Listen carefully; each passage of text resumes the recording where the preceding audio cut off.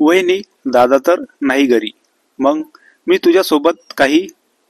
नंतर वहिनीने धीराला असं काही की सकाळी धीर हॉस्पिटलमध्ये होता. नमस्कार मित्रांनो, स्वागत आहे तुमचं आमच्या चॅनलमध्ये. तुम्ही जर अजून आमचं चॅनल सबस्क्राईब केलं नसेल तर प्लीज चॅनलला सबस्क्राईब करा. वहिनी घरी एकटी होती. धीर तिला असं काही वेगळं बोलला आणि तिने मग धीराला रूममध्ये. सकाळी धीराने जेव्हा डोळे उघडले तर तो हॉस्पिटलमध्ये होता. नंतर त्याला आठवले की रात्री नेमकं काय झालं. वेदिका आणि तिचा नवरा अंश हे दोघे वेगळे राहत होते घरच्यापासून, कारण त्यांचा प्रेमविवाह झाला होता आणि अंशच्या घरच्यांना ते मंजूर नव्हतं. त्यामुळे अंश वेदिकाला घेऊन वेगळं राहत होता. त्याला एक सावत्र भाऊ होता, विकी. तो अंश सोबत कधीच चांगला वागत नव्हता. अंश त्याच्यापेक्षा 5 वर्षांनी मोठा होता, तरी पण विकी अंशची रिस्पेक्ट करत नव्हता. एकदा अंश काहीतरी कामानिमित्त बाहेर गेला होता आणि तो 5-6 दिवस घरी येणार नव्हता. घरी फक्त वेदिका होती, एकटीच.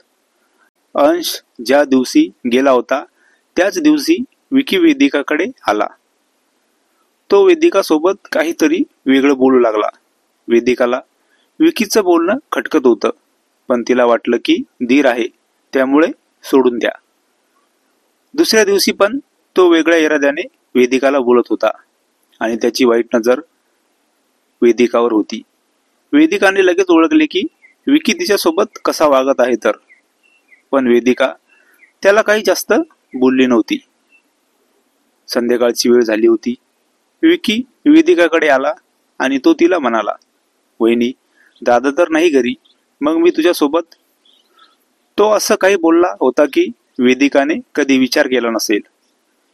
वेदिकाला वाटलं नव्हतं की तिचा धीर तिला असं काही बोलेल. तिने विकीला आतमध्ये बोलावले. विकी तर खुश झाला होता. तो वेदिका सोबत तिच्या खोलीमध्ये गेला आणि नंतर सकाळी जेव्हा विकीने डोळे उघडले तर तो हॉस्पिटलमध्ये होता. तो हॉस्पिटलमध्ये कसा काय आला, नेमकं काय घडलं होतं ते त्याला लवकर आठवलं नाही. रात्री जेव्हा विकी वेदिकाला वेगळं काही बोलत होता तेव्हा वेदिकाचा राग अनावर झाला होता.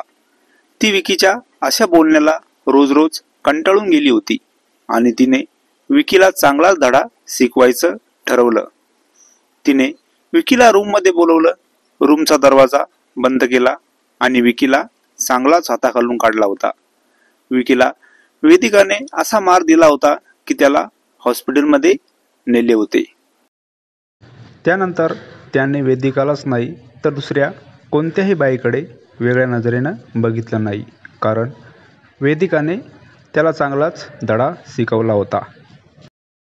ही कथा पूर्णपणे काल्पनिक असून वास्तविक जीवनाशी काहीही संबंध नाही. ही कथा फक्त मनोरंजनासाठी आहे. मित्रांनो, कथा आवडल्यास चॅनलला सबस्क्राईब करा. धन्यवाद.